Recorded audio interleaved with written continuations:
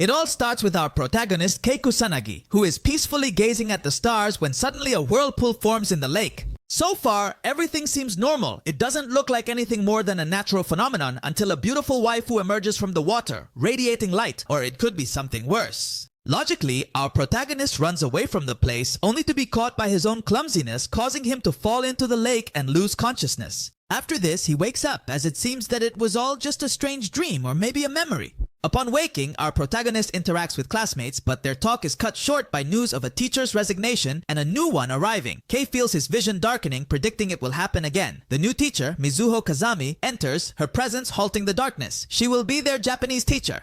At that moment, Kei starts to feel his vision closing in, so to speak, as everything begins to go dark, and he claims that this will happen again. Just then, the new teacher enters the classroom, introducing herself to everyone, effectively stopping this with her beautiful presence. The new teacher's name is Mizuho Kazami, who from that moment on will become their Japanese teacher. After class, the group of friends gossip on their way home about how gorgeous the new teacher is. The new teacher's name is Mizuho Kazami, who from that moment on will become their Japanese teacher. After class, the group of friends gossips on their way home about how gorgeous the new teacher is. Once at home, our protagonist would have a medical checkup from his uncle, only to receive the good news that he seems to be in great health and there's no reason to believe that his illness could affect him because yes, the boy is a bit sickly. Once in his room, the protagonist would step out onto the balcony and see that the new teacher was moving into the house next door. So, like a true gentleman, he decides to help with the move. But when only the last box is left, Ken collapses onto the teacher, although she doesn't seem upset at all. However, before we can see any awkwardness, the boy goes back to sleep. And so the hours would pass, with the sunset approaching, and our protagonist would be in Mizuho's lap, who said that someone examined him and seeing that he had no real physical ailments, decided to let him sleep. Since Kei is half asleep, he doesn't pay much attention to this, but she tells him about his condition, which is basically that he feels unwell and involuntarily takes care of himself. She has named this condition fainting, because when it happens, it feels like he is fading from reality. At that moment, the teacher would take the opportunity to ask him if he remembered what happened yesterday, to which the frightened protagonist would lean back, bumping into a box and revealing a peculiar content. Seeing this, he has to run again, but this time escaping won't be so easy, as Kei gets teleported to another place that seems to be in the future. Everything is confusing, and the protagonist finds himself surrounded, but since Mizuho doubts his word, she decides to seduce him so he won't say anything at all. However, in the process, Kei ends up falling and escaping until he reaches a cabin where he encounters Marries, a small flying entity. The little flying creature would try to notify Mizuho about the boy's whereabouts. However, the latter would give Marries a huge slap, knocking her out of commission. This in turn would cause the ship, because it seems to be one, to start going out of control. Abandoning its hiding spot at the bottom of the lake, several people at a distance would notice this peculiar event. Miraculously, the teacher manages to reach the cabin, prompting Marries to stop the spectacle. As a form of payback, Marries teleports the protagonist to a world where a dark hole is sucking everything in, making it seem like this is the end for Spider-Man, who orders that they both be teleported to a safe place. In the end, everything turns out fine. They both fall in the morning at Kei's house, and his uncle is impressed that his nephew managed to seduce the new teacher in town.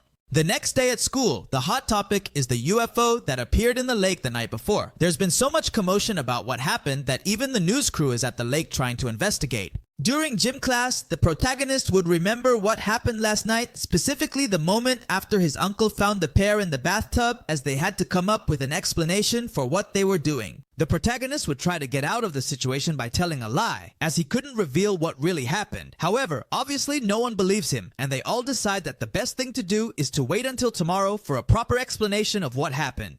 Back in the present, Mizuho watches the news with concern. As if this were to reach her superiors, she could be in trouble. Not to mention, there's still something very important to resolve, which Kei could reveal. Lunchtime arrives, and our protagonist steps out of the classroom for a moment to think about what he will tell his uncles when it's time to leave. But while he's walking outside, he gets teleported to the storage room for physical education supplies where Mizuho is. She explains that she is an alien from a nearby planet whose mission is to monitor less developed planets to ensure they continue to thrive. However, their conversation is interrupted by some classmates who were looking to drop something off in the classroom. When they leave, they accidentally lock the pair inside, and since Marries is still feeling the effects of the hit from the day before, she can't teleport them out until a little later. They both continued their conversation, and our protagonist, feeling hungry, received some candies from the teacher, who commented that her candies are important to her because they remind her of her father. It turns out that Mizuho's father was an astronaut who got stranded on a planet, and when he was found, the Galactic Federation offered to rescue him and his crew. That's how her parents met, and she was born in the process. Despite this, he doesn't have many memories of his father because he would have lost his life a long time ago on Earth when he was just a kid. After the moment of talking about Mizuho, it would shift to the guy, where he talks about his rare medical condition as his fainting spells are a unique case in the world since only he experiences them. He defines it as a state where his soul and body get bugged out. Only his uncles know about this issue, which in the past caused him to fall into a coma for 3 long years. So, he is currently 18, but due to this condition, for some strange reason, his body hasn't been affected by the passage of time, which is why he still looks like a middle schooler. After this, Mizuho started to get closer to the protagonist using the excuse that it's cold. She then suggested telling their uncles that they are just a couple, which is why they're getting into their mischief. They both agree that the idea is pretty good, and that's how they start getting affectionate, to the point of sharing some good kisses. But then the uncle walks in, interrupting the moment. Friends asked the teacher's uncle if he had returned. They found them in the storage room with the principal lending the key. A student-teacher relationship harms the school's image, so the principal acts. The uncle suggests saying the protagonist and teacher are married. In the end, it was impossible to know that they were in the storage room, but they were found right away, now facing a new problem to deal with. The principal was the one who lent them the key to open the storage room. As you can imagine, the fact that a student is in a relationship with his teacher is pretty bad for the school's image, so the principal decides to take action. However, the uncle, being the most resourceful guy in the anime, suggests saying that the protagonist and the teacher are married, which wouldn't be so strange, immoral, or illegal since K is of age. And that's how they managed to avoid the principal getting angry about the situation for now, because they would have to prove if it's 100% real, not fake. During the night, our protagonist would be at Mizuho's house signing the marriage papers while she took a bath. He clearly seemed unsure about whether to sign or not, but when he sees her coming out of the shower, her beauty makes him accidentally sign. So once they proved to the principal that they were civilly married, everything was calm. He just asked them to keep it a secret and wished them happiness, as he had also met his wife at that same school years ago. Back home, the protagonist is greeted by his uncle with news. To keep up appearances, he won't live with his uncles anymore and must move into his new wife's house where he sees Mizuho. The uncles have arranged a small wedding to make this unique. Before the marriage is sealed with a kiss, the protagonist's friends interrupt. They explore the neighborhood and find the new teacher lives next door. The uncles, knowing explaining would be tough, distract the kids while Kei hides. But before he can, the teacher asks for help with her dress. The protagonist's friends interrupt the marriage. They explore and find the new teacher next door. The uncles distract the kids while Kei hides. The teacher asks for help with her dress to change quickly. She greets the kids. None realize he lives there. One asks the teacher if she knows anything. The uncles, realizing that explaining everything would be very complicated, decide to buy some time by distracting the kids while Kei hides. But just before he could hide, the teacher asks him for help with her wedding dress so she can take it off quickly, and at the last moment, she manages to change.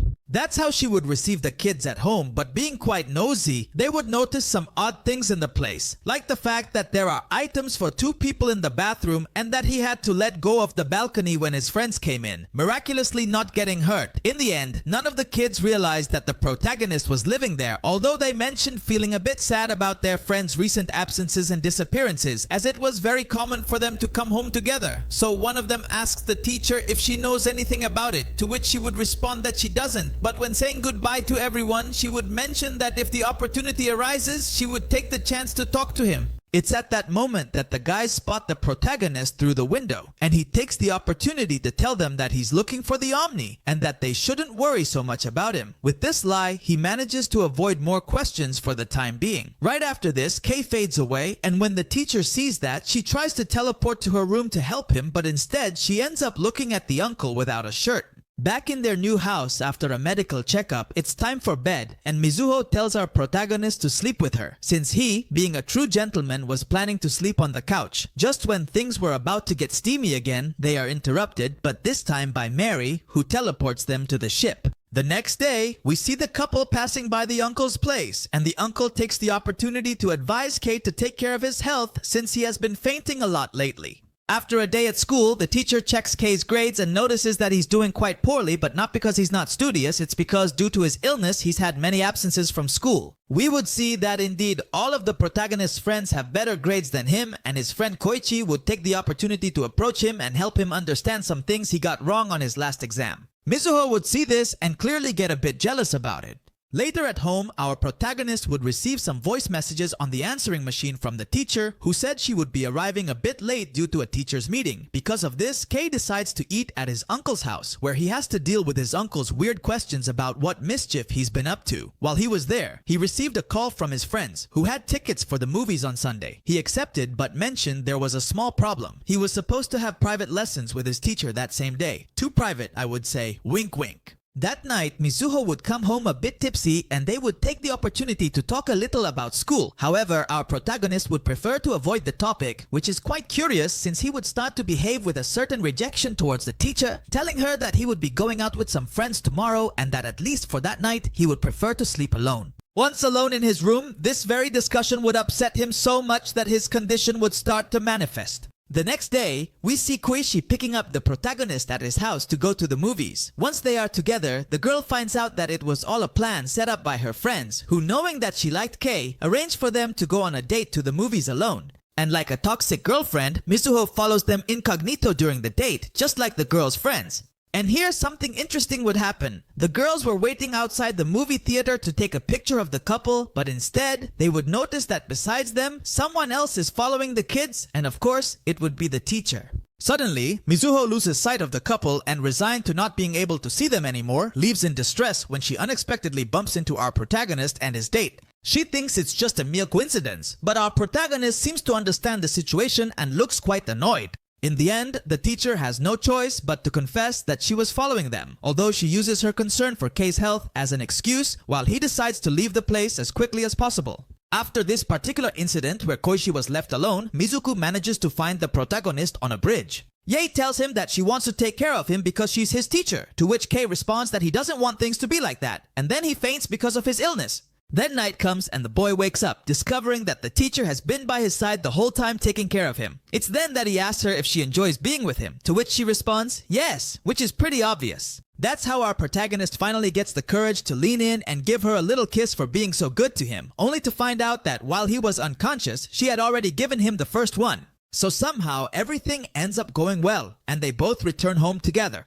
And now we find ourselves in the classic of classics, the beach episode, where we see a girl getting attracted to the protagonist, but her love would be short-lived as she soon spots Mizuho arriving with him, thus ending this love story. And well, it's time for a well-deserved break. Then he would take a drive, stopping for a moment to appreciate that someone was working on a plane, but they didn't count on the fact that the protagonist's friends would be passing by, who would come over to greet their teacher. She would take the opportunity to get out of the vehicle and hide, but her little hiding spot wouldn't last long because her friends would spot them. There, the guys would explain that they were at the beach helping a teacher build the plane they just saw, and since someone had to play the favorite of God, he decides to stay with his buddies to help the teacher, while his wife has to leave in the car. After the incident, our protagonist manages to arrive at the hotel where he would be staying with his teacher, telling her that in the end, the professor's project didn't take off. Now that they've dropped off their luggage, it's time to go out for a stroll around the place. As they were going down the elevator, they are surprised again by their friends, but with a little lie, they manage to throw them off the scent once more. So to keep up appearances, Mizuho decides to stay and talk with Professor Yamada.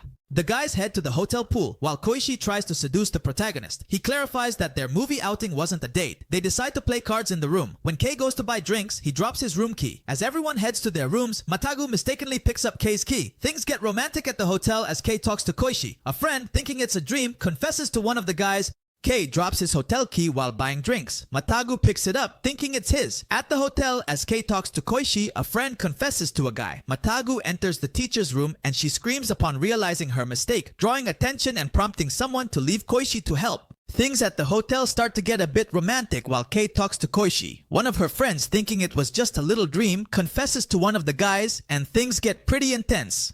Then we would see Matagu entering the teacher's room and she, thinking it was our protagonist, would let things get a little steamy. But the fantasy wouldn't last long as she realizes it's not her beloved and screams. The scream would be so loud that it would catch the attention of someone who would leave Koichi to come to the rescue. Due to this event, they both went for a walk on the beach to calm things down, and taking advantage of the fact that they were finally alone, they shared another kiss.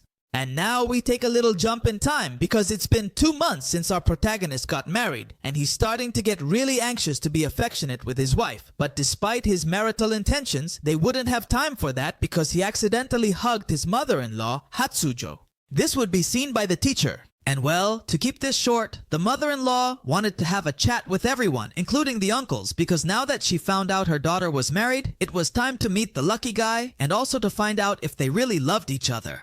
But before they could get an answer about whether they truly love each other or not, they would be interrupted by Majo, the teacher's little sister, who opposes the marriage right away. Not only that, but she's also ready to threaten him to protect her older sister. As you can guess, the women will stay at home for a while, which means danger, because later we will see Miruro, a creature similar to Marie, but with the mission of taking the protagonist's life away. This was orchestrated by Majo. Although there's nothing a scolding from her mother can't fix, she decides to go out for a walk, and on the way, she runs into her friends, who gossip that one of their buddies has been acting strange lately.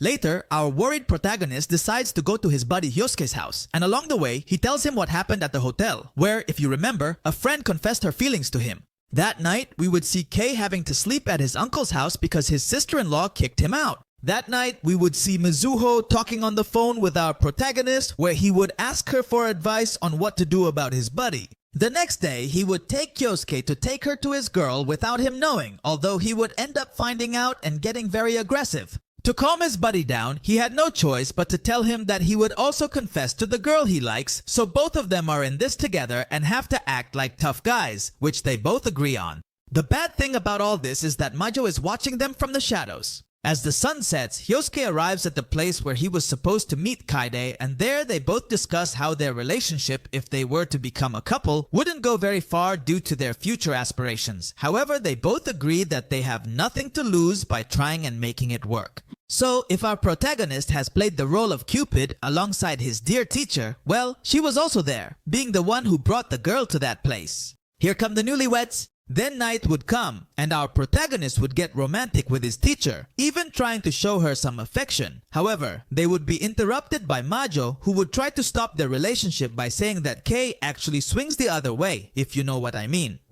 In response to this, Mizuho would say that she doesn't believe him because he's been quite flirtatious on several occasions. This infuriates the sister even more, causing her to order Miruru to attack the protagonist, but nothing would happen because that creature would also be having its romantic moment with Mari. The next day at school, we see that Hyosuke and Kaide have formalized their relationship, but the most important thing is Majo, who is constantly keeping an eye on the protagonist, having a lot against him. In the afternoon, we see the mother-in-law getting pretty close to the protagonist, to which the sister-in-law would say that if he likes his mother-in-law so much, he should break up with his sister to be with her, something that the mother-in-law doesn't seem to deny. After the typical family argument, our protagonist would go to the teacher's workshop, called in to help with one of his projects, and he would later be found by Koichi, who usually brings food to the teacher. During sunset, the two guys would comment on their friend's newly formed relationship, and the girl would take the opportunity to ask who he likes, since a little birdie told her that he was in love with someone and hoped it was her, because if not, she would cry. The protagonist would try to dodge the topic, but just at that moment, Mari would appear in front of Koichi, scaring her and causing her to end up on top of Kate, a situation that would be witnessed by the teacher who was looking for her beloved. Because of this, he would have to act like a normal teacher, so he had no choice but to call him out for being a perv in public. But inside, he was really sad, and as if the situation wasn't already bad enough, Majo witnessed all of this while they were leaving school. The protagonist is teleported to a world where he has to face off in a one-on-one against Majo, who can't forgive him for making her sister cry, even though she wasn't really sad, she just had a little speck of dust in her eye. Kate tries to explain what happened, but he has no luck at all, and then his sister-in-law has the nerve to say that the teacher would be much better off without someone like him, causing the guy to have a bad memory that makes him faint. At first, Mayo would think he was a perv because he fell on top of her, but she would soon realize that the guy was unconscious. At that moment, Mizuho would arrive, and upon understanding the situation, she would start talking to our protagonist, managing to wake him up. The mother would also be there, although her case is a bit strange since she claimed to be following Kei with the intention of making him her stepdad. After all this, the day would finally come when the young lady and the sister-in-law would return to their planet after saying their goodbyes. Once at home, our protagonist would be doing his own thing when out of nowhere, Majo would appear in front of him, telling him that she had forgotten something. But it was all just an excuse to distract Kei and give him a little nudge before disappearing again. Mizuho would catch sight of this and she would get a bit jealous, so to calm her down, her man would give her one too. It's a new day where our protagonist and Mizuho stayed cuddled up and it's already pretty late to go to school. Kei would leave the house first so that they could arrive together, and still, the guy managed to get there later than his teacher, which meant he had to be punished. This would lead to a little spat between the couple. After class, we see the girls talking about their love lives and the boys doing the same, with the most important thing being that a friend advises Koichi to stop messing around and take the initiative. Later, at our couple's home, the protagonist would mention that one of his friends plans to confess to the teacher, to which she comments that he's a good guy, making Kei so jealous that he starts talking bad about his friend. Just at that moment, the phone would ring and the guy would answer it. And since things need to get a bit spicy, the call would be from Koichi, who wants to go out for a spin right now. Right after that call, the other phone in the house would ring, where the buddy named Matagu would invite Mizuho to meet up at that moment. And since both of them are super toxic, they would use the call to tease each other, and to top it all off, they would both head out at that moment to meet their respective person.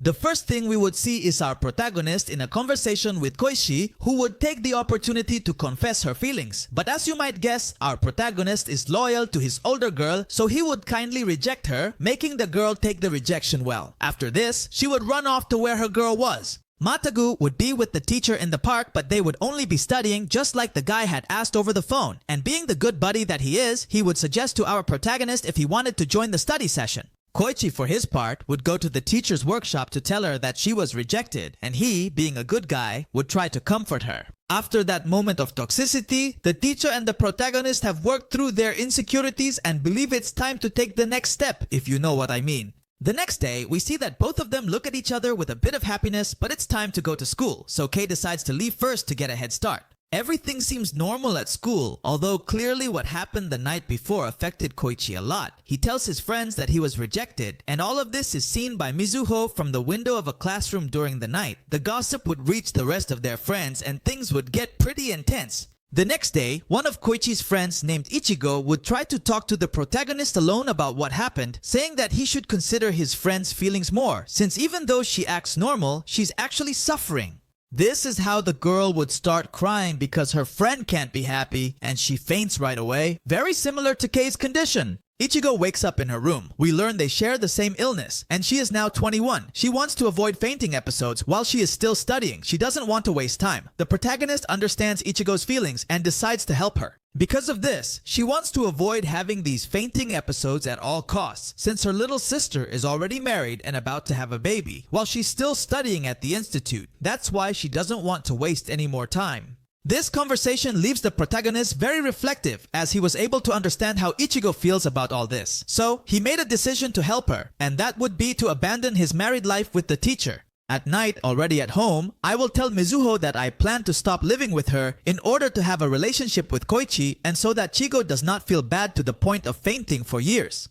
It's a perfect plan, without flaws. Obviously, the teacher tries to make him understand that it could be a bad idea, but she only manages to make the guy even angrier, telling her that she doesn't understand at all what it's like to be stuck in time because of his condition. Here, the protagonist would explain that after being in a coma for 3 years, when he woke up, his friends had grown up and he couldn't connect with them anymore because they were at different stages of their lives. That's why he decided to go live with his uncles as a way to get his life back on track. He adds that eventually, she will leave his side because she's only there monitoring Earth, but at some point, her job will be done and they will have to part ways. So, he would return to his uncle's house, even though this might cause him to fall into a coma again. So now we see the next day our protagonist talking to Koichi about how he supposedly confessed to the person he likes but got rejected. And this is seen as an opportunity for the girl not to give up. That's how Kei would spend the afternoon with his friends, while Bisujo would talk to the uncles about the situation, and they ask him how he feels about all of this. Later, we would see the teacher deep in thought about what's happening while looking out the window at the protagonist's room, who, by the way, was talking to Ichigo on the phone about his condition.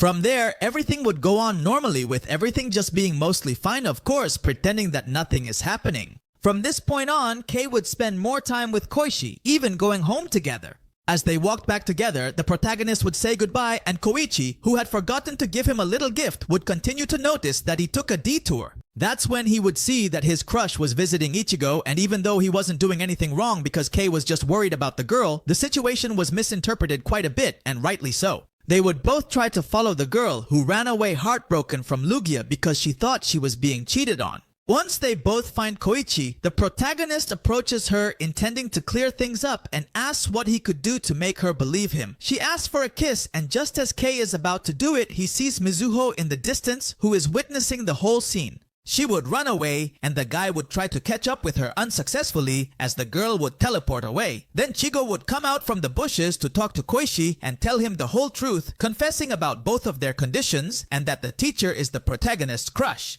In response to this, Koichi says that it wasn't necessary for the guy to be with her out of pity or to take care of someone else, that being with his friends would be enough to get over a breakup. The protagonist runs to the teacher's house, and when he sees that she's not home, he asks Mari to teleport him to where she is. He appears on the beach and tries to reach her, but she just runs away, telling him that she hates him and that he should just leave. In response to this, he does the smartest thing in the series. He decides to leave. Seeing that he actually listened to her, the teacher changes her mind, shouting that she loves him and wants him to stay with her. That's how they hug and reconcile, and just when it seems like everything is going to get better, the protagonist faints. At that moment, we see a flashback where a girl says that people's feelings change over time, and then she dies, being the same girl who, with her voice, tells Kate to stop, referencing her condition. Since she is very obedient, she wouldn't react at all. After this, we would see Ishiya and Ichigo worried about the absence of the protagonist and the teacher at school, so they would go to the uncle's house to ask if they know anything about it, even confronting them about knowing more than they let on. However, the uncle would just say that there's nothing to do but wait.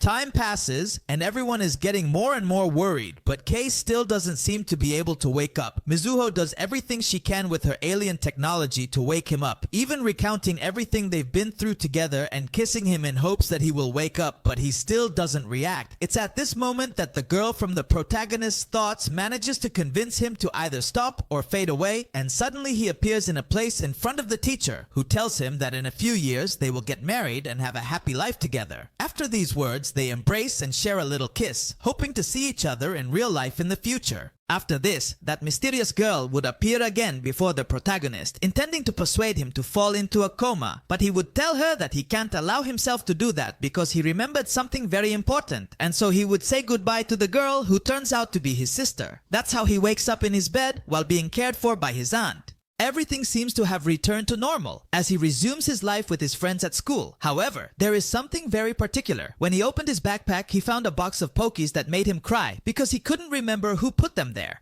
From a distance, the teacher would fade away, making it clear that for some reason, no one remembers her, and everything Mizuho tried to do to help the protagonist reach the ears of the leaders of the Galactic Federation, who were very upset about what happened. This is because these are serious crimes, and in a trial, they ended up revoking her license and permissions, so now she would have to abandon her mission on Earth. Later, after the guys would be watching a special program on TV dedicated to a flying competition in which the teacher would participate, they would all talk about their dreams and goals for the future, although the protagonist wouldn't be sure about what he wants in life. After the little chat, they would see the teacher doing great in the competition, and interestingly, everything has been going wonderfully, to the point that the protagonist and Ichigo haven't felt bad at all about their condition. After this, we see Koichi bringing food to the teacher, only to find that he has cut his hair and shaved. He also gives the trophy to the girl, telling her that he won it for her, while ignoring the fact that the police are coming for the teacher. The reason he changed his look is that throughout the series, the girl mentioned that he would look better if he did that. So the next day, everything happens just like at the beginning of this anime, as a new teacher arrives to give classes, and yes, it would be Mizuho, whom unfortunately no one remembers. Everything goes on just like the first time. She would give her respective class, move into the house next door, and just like the first time, the gentlemanly protagonist would try to help her with the move. Only this time, the girl would fall on him when they were moving a heavy box. "Finish raising me, teacher." Mizuho, being on top of him, would start crying because he didn't remember her, but in reality, he did. He was just pretending not to. Here, the teacher would explain that she managed to return to Earth thanks to her mother Majo's intervention, but this time not as an inspector. She would explain that from the moment she saw the Pocus Box, it reminded her of it, and she was eagerly looking forward to meeting it again. And now that they are together, it is time to repeat everything they lived until that moment, but in a better way, since as before they would announce again that they would be engaged, they would have a wedding, a honeymoon, and everything that comes with being a newlywed couple in love, like watching Netflix without watching it, bathing together, many other things, and so everything would return to normal. And that would be how the story of this very fun anime would end. I hope you liked this video, and if you did, please give it a like and share it with all your friends. If you'd like to see any of my upcoming videos, don't forget to subscribe. I suggest you follow me on my social media so you can stay updated on my next videos. I'll leave the link in the description. With nothing more to say, I'll see you next time. Bye.